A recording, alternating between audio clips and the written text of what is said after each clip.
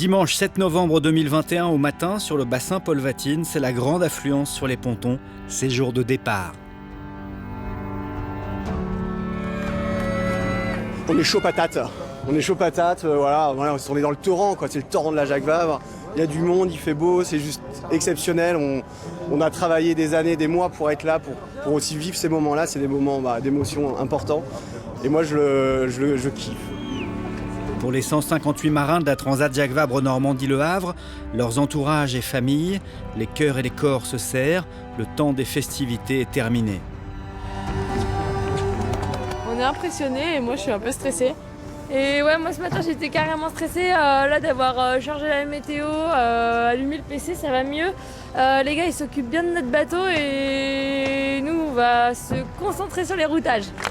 On est tombé dessus un peu hier, moi j'étais relax jusqu'à présent, je laissais Christopher regarder la météo et je restais un peu loin parce que c'est pas très calé, ça l'est toujours pas.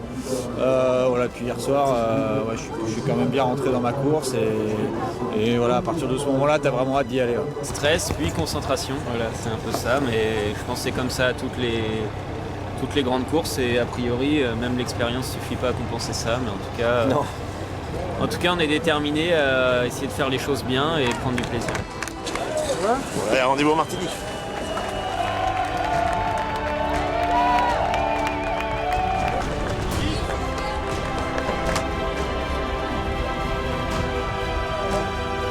Clin d'œil à la route du café historique, l'organisation de la course remet un plan de café à Stan Turet à emporter à la Martinique.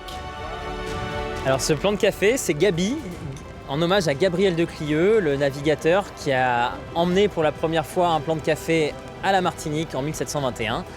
Et voilà, 300 ans plus tard, tous les cafés qui poussent dans toute l'Amérique du Sud, ça vient d'un petit plan de café qui est parti de Normandie. On fait un sacré clin d'œil en en emmenant ce petit plan de café qu'on va aller replanter avec des enfants de l'autre côté. Tous savent que ce sont les derniers contacts humains avant la plus longue et éprouvante transatlantique de la course au large. La situation météo est très incertaine. Roland Jourdain, double vainqueur de la course, nous la détaille. Les bonnes nouvelles, d'abord, c'est que le départ va être top. Il y aura du vent, une vingtaine de nœuds de vent pour aller sur un seul bord vers Étretat, donc ça va être génial. Après, ça se complique parce que le vent mollit. En revanche, ça mollit tellement qu'il va se passer des choses qui sont incertaines. Il y a un système anticyclonique qui s'installe et ça va plutôt une ambiance de solitaire du Figaro que de vrai transat. On a plutôt l'habitude d'avoir du tonique à l'automne. Là, il va falloir s'armer de patience. C'est Boris Dio, l'ancien capitaine de l'équipe de France de basketball, qui a interrompu son tour du monde à la voile pour venir donner le départ de cette 15e transat. Ça me fait plaisir de venir ici et de découvrir aussi l'univers qu'est la course. Mais moi, c'est vraiment l'environnement, l'amour de la mer et de la nature. Et donc, du coup, c'est ça que je retrouve aussi chez ces marins. C'est moi qui donne le départ. Je vais leur dire de partir quand on va me dire qu'il faut leur dire de partir. Mais bon, je pense que tout le monde a l'air prêt.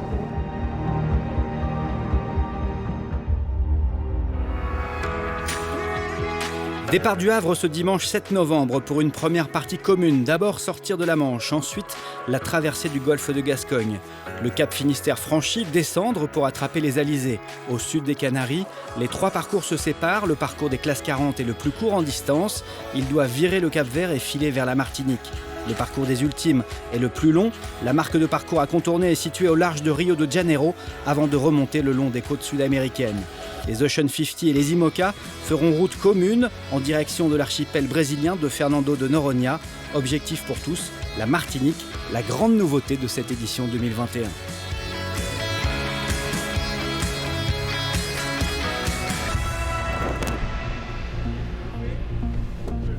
Dans 15 à 20 nœuds de nord-ouest, une mer hachée, les 79 concurrents rentrent dans la procédure de départ. Dernier réglage avec les équipiers, dernier choix stratégique pour prendre le départ et se frayer un chemin dans ce grand embouteillage. Regardez les enfants qui croient là. Tu es d'accord pour moi ou... Pour moi, ouais. Et à reprendre un peu de tweaker, tribord. C'est pour ça qu'il y a de la mer aussi. Là.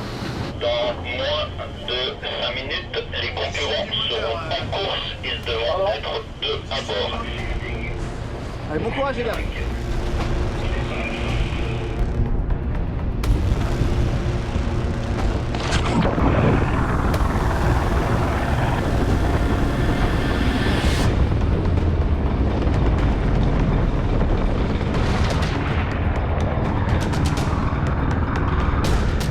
C'est en Mondovision que la course s'apprête à être lancée. Un départ donné devant 7 millions de téléspectateurs diffusés dans 190 pays par 53 diffuseurs. 260 000 marins prennent le départ sur Virtual Regatta. 3, 2, 1, top départ de la transat Jacques Vabre. C'est un bon départ, clear start. Je passe l'AIHF à Boris Diaw. Boris Diaw, toute la flotte Transat Jacques Vabre. Départ de la 15e édition de la Transat Jacques Vabre, Normandie, Le Havre. Bon courage et bon vent à tous. Et rendez-vous en Martinique, à Port-de-France.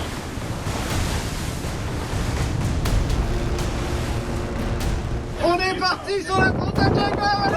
Il y a du monde partout là, les gars. C'est parti. Station de mer, on y va.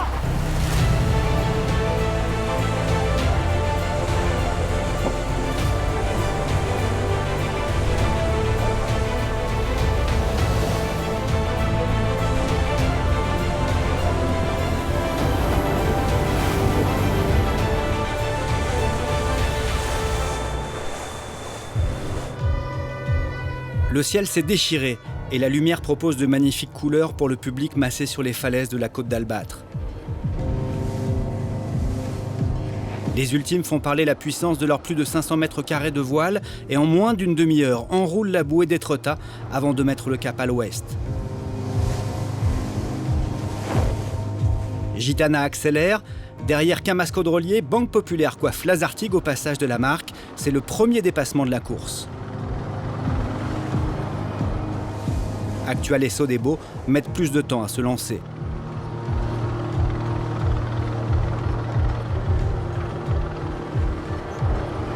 En Ocean 50, les Aquitains d'Arkemas sont les premiers à la bouée. Les 6 autres multicoques de 15 mètres font les chevaux de bois.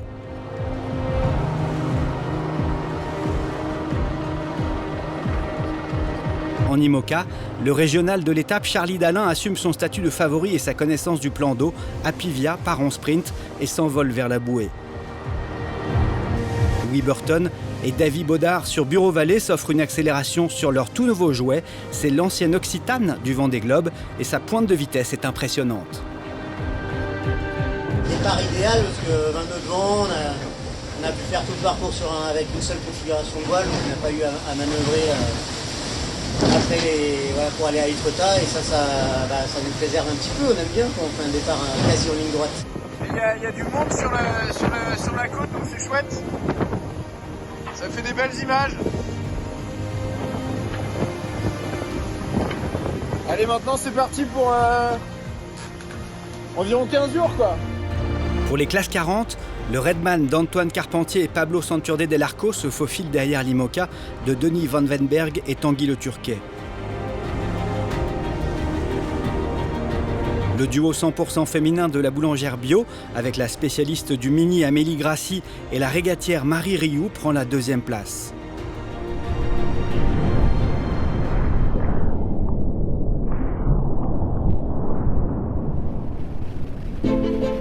Cap au large. Objectif pour tous, aller virer le Cotentin et faire un peu de vitesse avant la nuit.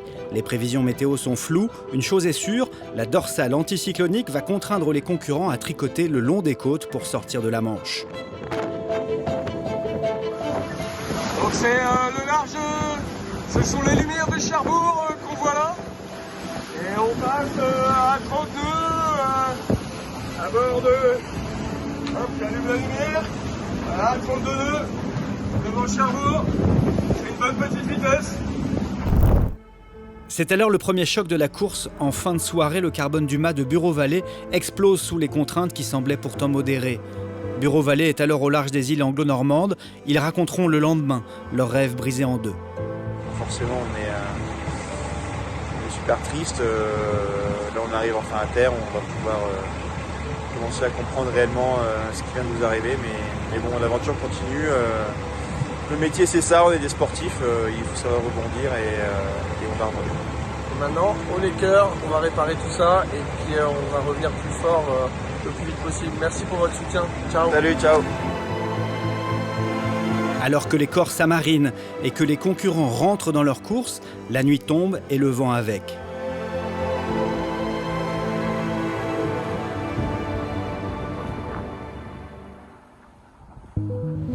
En milieu de nuit, après un premier sprint échevelé, les grands trimarans arrivent à la Pointe Bretagne, le ventilateur s'est éteint. Ils font face au fort courant de cette zone entre Atlantique et Manche, entre Ouessant et Molène. À quelques minutes près, Gitana rate la bascule et se retrouve comme s'il prenait le tapis roulant à l'envers.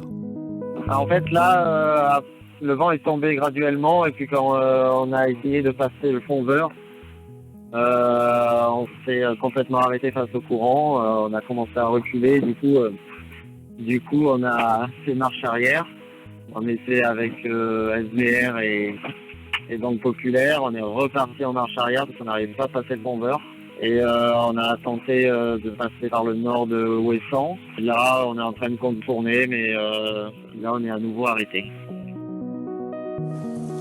Bon, contrairement aux idées reçues, voilà à quoi ressemble le golfe de Gascogne au mois de novembre. Un petit copain là-haut pour s'amuser.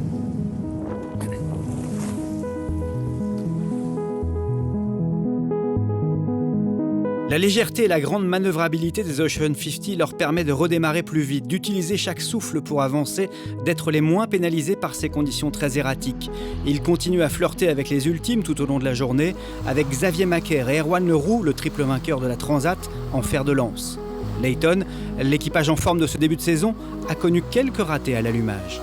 On est content d'avoir un petit peu de vent. Ça fait un petit moment qu'on n'a pas joué autant de vent. Mais voilà. Et on voit un nouvel copain aussi. On était un peu largué au départ, mais on va voir Kéma qui est juste devant. Donc ça remonte le moral. Manger un peu et dormir un peu, ça remonte le moral aussi. C'est sûr. En IMOCA, on ne parle plus de s'envoler sur ses foils, mais surtout de ne pas s'enliser dans la molle. Bah, c'est pas la joie. Il n'y a pas de vent, On a Fortinet Best Western, un foiler au top pour voler. Et nous là, collé à l'eau, jouer à la piste. Ne pas reculer et choisir la bonne route dans ce désert de vent, c'est le souci de tous. Corum, pendant quelques heures, tente une option de contournement d'Ouessant avant de se raviser et de rattraper le troupeau avec Linked Out, les deux 11 Hour et Charal. Bon, bonjour à tous, bienvenue sur Apivia dans des conditions très calmes en ce lundi soir. Un début de course qui s'est plutôt bien déroulé pour nous. On est content de notre départ devant le Havre. Et voilà, maintenant on fait cap vers le sud en espérant un jour trouver du vent. En classe 40, on nous avait promis une transat au goût de Solitaire du Figaro, chose promise, chose due. Jamais une transat n'a joué aussi proche des côtes sur 48 heures. Optimiser chaque souffle d'air, jouer avec les bascules de marée, chercher les veines de courant les moins fortes, quitte à rentrer dans chaque anfractuosité et visiter la Pointe Bretagne comme pour un relevé topographique du sentier des douaniers. L'élastique du classement se tend et se détend à chaque changement de marée. Les figaristes sont là, en meute, aux avant-postes, pour une séance de close combat. La journée de mardi, les classes 40 sont en pleine dorsale anticyclonique. Le vent est toujours aussi évanescent. Après 24 heures de labeur, certains s'offrent un premier repas chaud. Table 64, s'il vous plaît. C'est trop bon. J'ai la bouche pleine. On cuisine, forcément, à bord du bateau Émile Henry à Pivot. On vous fait des bises, à plus. À bientôt. Dans la nuit de lundi à mardi, quelques classes 40, pris dans les tourments du courant, jetteront l'ancre pour ne pas reculer. Je tiens à préciser que ce que vous allez voir sur cette vidéo peut heurter la sensibilité du public qui regarde une vidéo de course au large. Mardi matin, la situation météo est plus claire pour les ultimes. Il faut plonger le plus vite possible le long de l'Espagne, à raser le Cap Finistère, pour profiter d'un couloir de vent afin de franchir la dorsale anticyclonique qui balafre le golfe. Les ultimes redécollent enfin. Maintenant, on va se concentrer sur le passage des Finistères Le seul moment où peut-être on va y avoir du vent de cette descente de l'Atlantique. Le vent repart pour les plus à l'est du Golfe, qui sont les premiers à redémarrer. La grande cavalcade vers le Cap Finistère est lancée. Quelques heures plus tard, Gitana passe la pointe de l'Espagne dans la soirée de mardi à mercredi, à près de 27 nœuds de moyenne, et il allonge encore la foulée dans la soirée avec des pointes à 33 nœuds. Sodebo s'accroche, Coville est à 5000 seulement. Actual est troisième à 25 000, mais c'est Esver Lazartigue qui est décroché, sans doute dans l'enchaînement d'empannage ou virement par vent arrière, nécessaire à se recaler pour passer le Cap Ortega, des manœuvres très pénalisantes sur ces engins. Gabar Laperche se retrouve à 35 000 derrière. Banque Populaire n'a jamais refait son retard depuis son incursion en mer d'Iroise, qui s'est révélé un mauvais choix. Armel Lecléache et Kevin Escoffier ont bien cherché des solutions pour toucher du vent, mais ils sont restés impuissants face au redémarrage de leurs concurrents. Mardi soir, ils ferment la marche à 50 000 au moment de passer le Cap Finistère.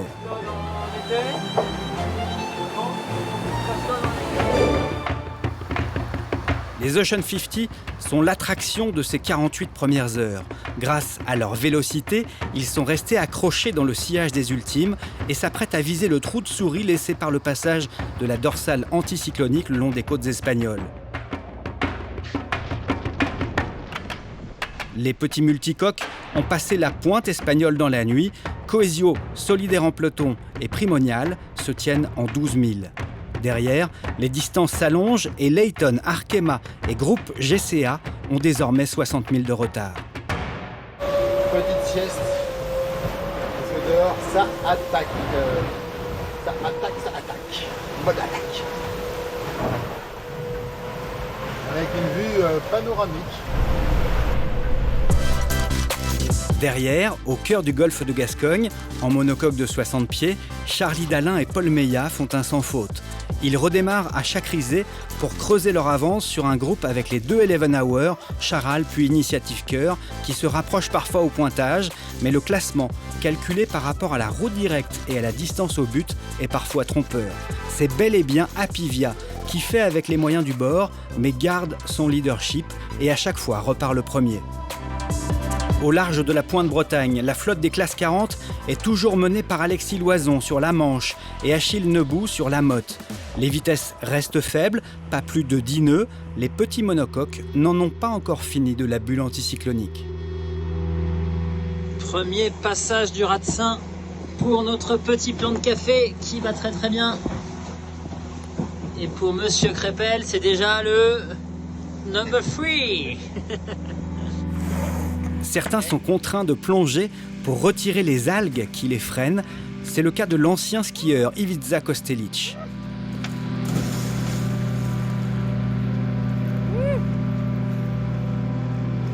Tandis que Julie Riva, guide de haute montagne, en profite pour prendre de la hauteur. Vous connaissez la différence entre un marin et un montagnard? C'est que le montagnard, il cherche un alibi pour monter en haut du mât. Je me suis fait plaisir. Mercredi matin, c'est au tour des leaders en IMOCA d'approcher de l'Espagne. Allez, lever le soleil, à bord d'Arca, Paprec.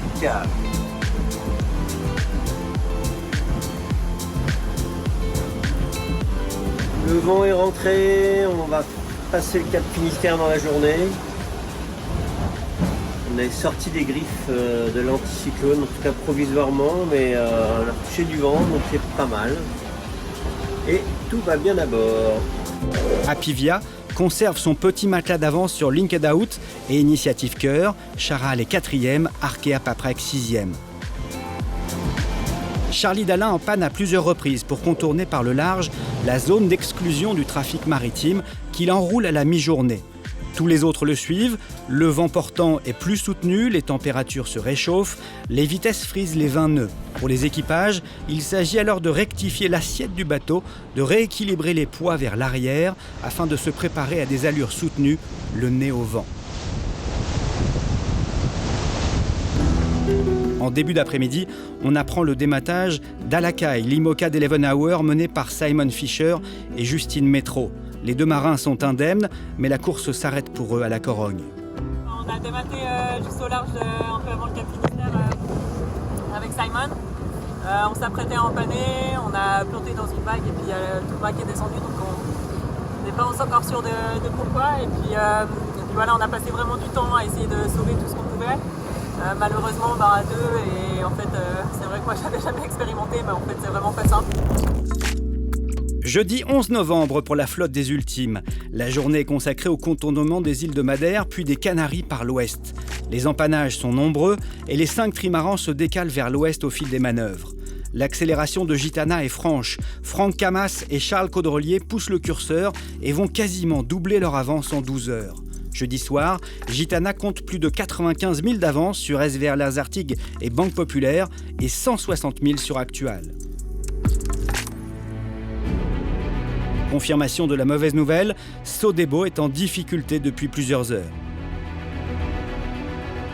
On a heurté violemment le foil tribord. Dans ce choc, Tom a traversé le bateau et est tombé et contusionné aujourd'hui.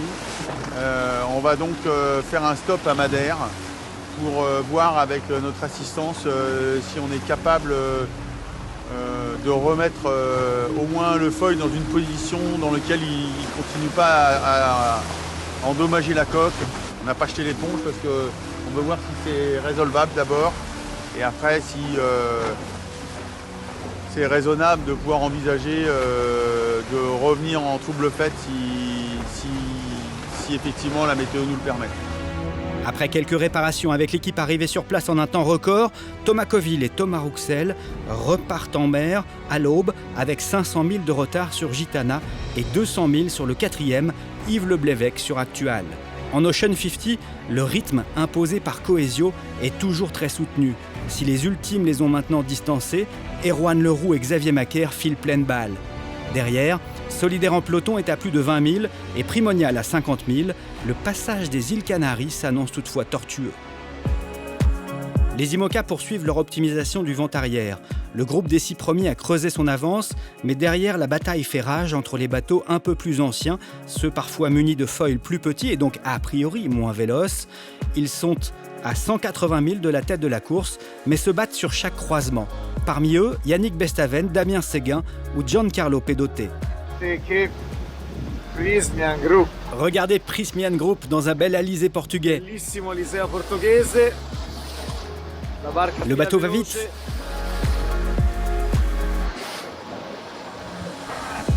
Et voilà. Regardez cette belle vue et ce bel horizon.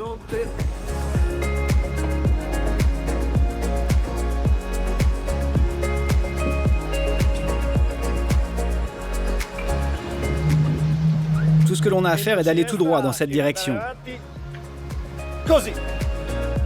Aux abords de Madère, pour la première fois depuis le départ du Havre, Thomas Ruillant sur Linked Out et Jérémy Bayou sur Charal parviennent à se hisser en tête après qu'Apivia, 3e, ait trop prolongé son bord dans l'Est.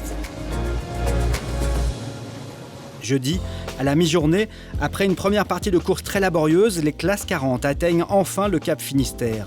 Un groupe en 2e rideau tente une option plus à l'ouest pour aller chercher les vents générés par la dépression qui arrive. En tête de la flotte, les écarts sont infimes. À la faveur des différentes amures, les classements varient. Et pour la première fois depuis la Bretagne, la Banque du Léman, Volvo et Edenred viennent jouer aux avant-postes. Les 5 premiers bateaux de 15 mètres se tiennent en 18 000 seulement. À plus de 200 000, en 32e position, les jumelles Courtois, gagnantes du concours Cap pour elles, retrouvent le sourire. Salut, nous voilà au reaching et c'est pas démérité parce qu'on a passé la journée dans la pétole depuis le Ratson, on galère et on n'a pas dormi. Et maintenant on est trop heureuses et on est avec nos copains de Freedom qui sont juste devant nous. Ouais, carrément. Et ce matin, on a eu trop une bonne surprise alors qu'on était au plus profond du désespoir d'être encore empétolés. Et on a trouvé une super surprise dans notre bateau. C'est nos parents qui nous avaient fait un petit livre avec plein de photos et des messages de tous nos copains.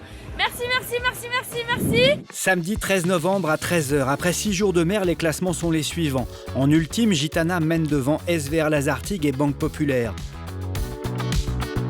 En En Ocean 50, Primonial a pris la première place à Coesio, Layton grimpe à la 3e place. En IMOCA, Linked Out, Apivia et Charal se disputent la première place. En classe 40, Redman a pris la tête devant La Manche et Edenred. On est devant une série télé un peu là, quoi. Et puis il y a des rebondissements toutes les heures, tous les jours. Donc j'ai adoré la mixité en fait dans les performances des bateaux. Le manque de vent rend beaucoup plus égalitaire la bagarre globalement. Les manœuvres et les décisions stratégiques dans les très proches jours qui viennent là, ils vont montrer un petit peu la capacité de vigilance à bord du bateau.